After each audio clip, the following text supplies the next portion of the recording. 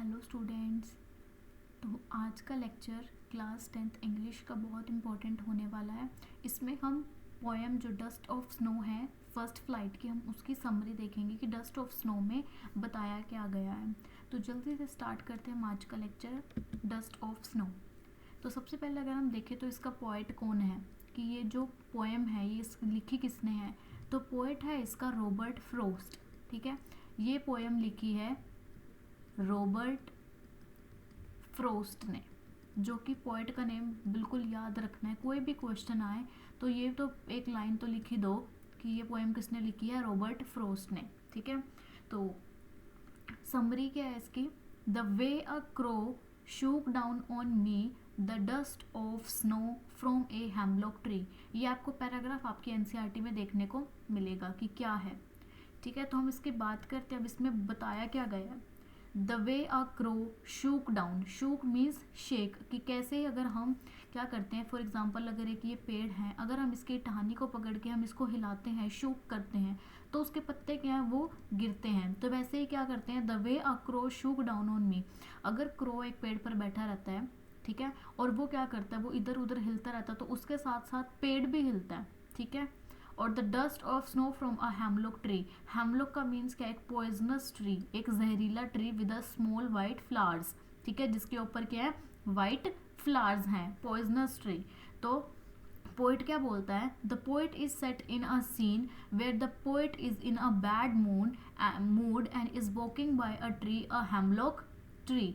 तो पोएम, इस पोएम में क्या बताया गया है कि इस पोएम में एक सीन बताया गया है कि जहाँ पर जो पोएट है उसका मूड क्या है, बहुत ख़राब है, बैड है, और वो क्या करता है, वो एक ट्री के नीचे बैठा हुआ है। और जो ट्री कौन सा है, वो हेमलॉक ट्री मीन्स एक पॉइजनस ट्री जिसपे वाइट स्मॉल वाइट फ्लावर्स हैं। Hemlock tree is a poisonous tree. Hemlock tree कौन सा, एक जहरीला पेड़ है, पॉइजनस ट्री है। As he passes by a crow happens to throw some snow dust on him. तो इसमें क्या बोल रहे हैं कि जैसे ही वो उस पेड़ के नीचे से जाता है या उसके पेड़ के नीचे बैठा है, ठीक है, तो एक क्रो क्या है, जो उस पेड़ पर क्रो बैठा हुआ है, वो क्या करता है, वो उस पेड़ को हिलाता है। और उस पेड़ से क्या होता है, उस पेड़ से जो उसके ऊपर डस्ट है, मीन्स स्नो है, उसके ऊपर जो स्नो पड़ी हुई है, वो क्या करती है, वो वहाँ से गिरकर उसके ऊपर गिर जाती है, पोएट के ऊपर। ठीक है, whether it fall on his heads और शोल्डर्स। क्या करती है वो कहाँ पे गिरती है, उसके हेड पर, उसके शोल्डर्स पर। Is unknown as there is no specific mention in the poem. तो ऐसा कुछ मेंशन नहीं है कि उसके वो हेड पर गिरी, शोल्डर्स पर गिरी। ठीक है, मीन्स बस ये है कि वो, ठीक है, फॉर एग्जाम्पल ये पोएट है, तो यहाँ पर ये जो एक क्रो बैठा है वो इसको पेड़ को हिलाता है और जो डस्ट है वो उसके ऊपर गिर जाती है। Also the readers are left in a doubt about the bird's specific action. और जो रीडर्स हैं वो उसमें क्या बताया गया है कि जितने भी रीडर्स हैं जो उसको पढ़ रहे हैं, also the readers are left in doubt, वो एक डाउट में रह जाते हैं about the bird specific action, कि उसका बर्ड का एक स्पेसिफिक एक्शन क्या है। ठीक है, whether the crow was landing shivering with cold, readjusting itself on the branch और टेकिंग ऑफ। इसमें ये स्पेसिफिक बर्ड का एक्शन मीन्स कि या तो क्रो वहाँ पर आके उस पर बैठा, पेड़ पर आके या तो बैठा होगा, या फिर वो स्नो पड़ी हुई है तो ठंड के मारे क्या होगा ना, वो कांप रहा होगा, शिवर कर रहा होगा, शिवरिंग विद कोल्ड, या फिर अपने आप को रीएडजस्ट कर रहा होगा ब्रांच पे। ठीक है, कि मैं यहाँ पर नहीं, ये इस जगह मेरे लिए सही है और मैं यहाँ पर बैठता हूँ। या फिर वो उस पेड़ से क्या होगा, उस पेड़ से वो उड़ा होगा, तब उसकी स्नो जो है, उसका डस्ट है, वो पॉइंट पर गिरा होगा। तो इसमें क्या क्या बताया गया है कि या तो क्रो वो लैंड किया होगा, आया होगा पेड़ पे बैठने के लिए, या फिर वो ठंड के मारे क्या कर रहा होगा, शिवर कर रहा होगा, कांप रहा होगा, या अपने आप को रीएडजस्ट कर रहा होगा, या फिर वो वहाँ से उड़ के जा रहा होगा। It happen to send some particles of snow.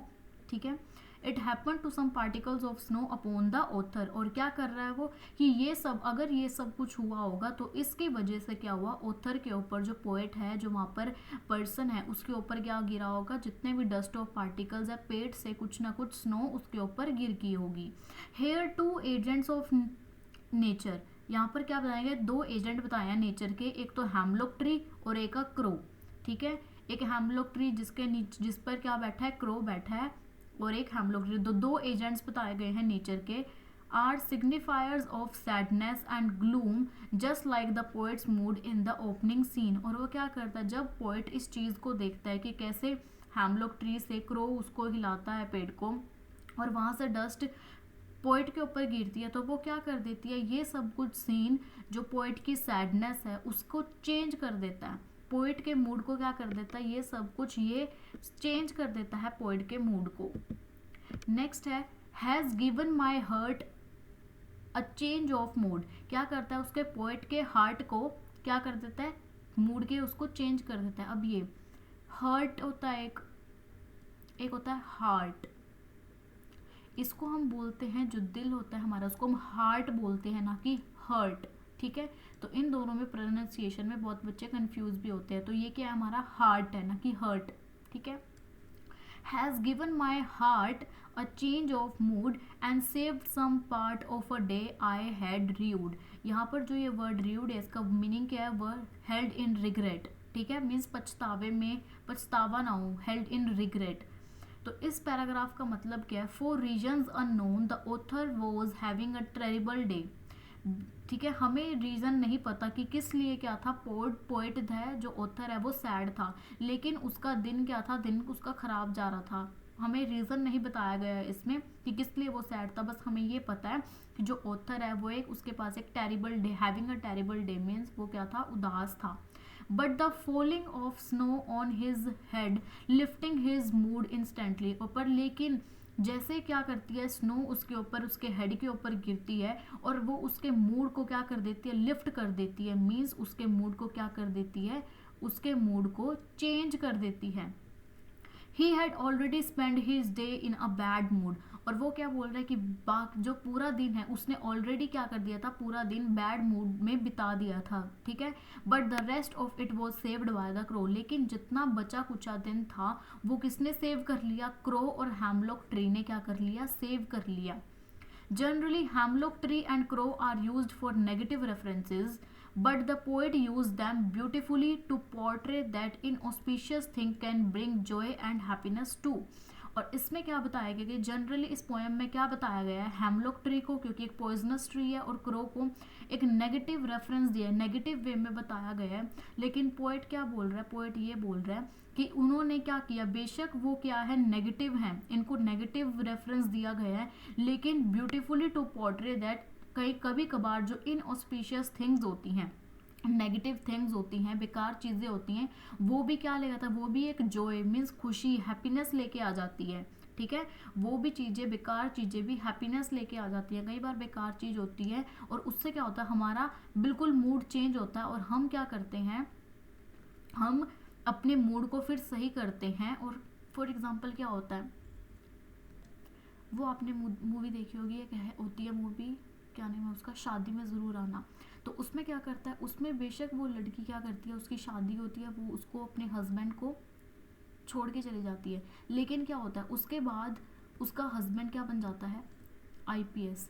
तो क्या हुआ, बेशक जो ये नेगेटिव थिंग थी लेकिन उसको उसने क्या बना दिया, आईपीएस बना दिया। तो वैसे ही वो क्या बोल रहा है, बेशक कोई भी जो नेगेटिव चीज़ें होती हैं, ठीक है, वो क्या कर देती हैं, कभी कभार बेशक वो नेगेटिव हमने उस चीज़ को बोला गया है, लेकिन वो हमें ब्यूटीफुली एक bring joy and happiness to, वो हमें क्या लेके आ जाती है, हमारी ज़िंदगी में, हमारी लाइफ में हैप्पीनेस भी लेके आती है कभी कभार। ठीक है, one must not take things for granted and should be open and accept whichever way the nature chooses to bless us। और क्या बताया गया है कि one must not think things for granted, कभी कभार हम उन चीज़ को क्या करते हैं, हम उन चीज़ को नहीं सोचते, उन चीज़ को हम नेगेटिव वे में सोचते हैं और उनको हम ग्रांट नहीं करते, लेकिन वो क्या करता है, वो हमें एक and should be open and accept whichever way the nature chooses to bless us. तो लेकिन हमें क्या करना चाहिए, उसको एक्सेप्ट करना चाहिए कि किस वे में जो नेचर है, ठीक है, वो हमें क्या कर रहा है, ब्लेस कर रहा है, क्या पता वो चीज़ हमारे लिए अच्छी हो। ठीक है, कभी कभार हम सोचते हैं कि कोई भी चीज़ है कि भाई नहीं ये तो हुई है बेकार, ये ऐसा नहीं होना चाहिए था, लेकिन क्या करता है वो कभी कभार हमारे लिए क्या होता है, कभी कभार क्या, हमेशा ही वो हमारे लिए अच्छा होता है। ठीक है, जो भगवान है, गॉड है, वो हमें क्या करता है, उस चीज़ से हमें निकालता है, हमें ब्लेस करता है। तो कभी भी हमें ये सोचना नहीं चाहिए कि ये हमारे साथ गलत हुआ है और ऐसा नहीं होना चाहिए था। जो भी होता है अच्छे के लिए होता है, यही इसमें क्या बताया गया है, पोइट ने बताया है कि one must not think things for granted and should be open and accept whichever way the nature chooses to bless us. तो ये है कि कैसे पोएट का मूड चेंज होता है। उसने सारा का सारा डे अपना बैड मूड में निकाल दिया था, लेकिन क्या होता है, उसके जो हैमलॉक ट्री और क्रो की वजह से जो भी ये मूवमेंट थी, वो पोएट की जो क्या करती है, मूड को बिल्कुल चेंज कर देती है। और फिर जो पोएट है वो अपना डे अच्छे से अब अपने कामों में क्या करता है, स्पेंड करता है और अपना मूड बिल्कुल ठीक करता है। तो ये थी समरी डस्ट ऑफ स्नो की। आई होप ये सबको समझ आ गई होगी। कोई भी डाउट हो, कोई भी क्वायरी हो, आप मुझे कमेंट सेक्शन में पूछ सकते हैं। अगर वीडियो अच्छी लगी हो तो सब्सक्राइब करना ना भूलें और अपने फ्रेंड्स को भी शेयर करें।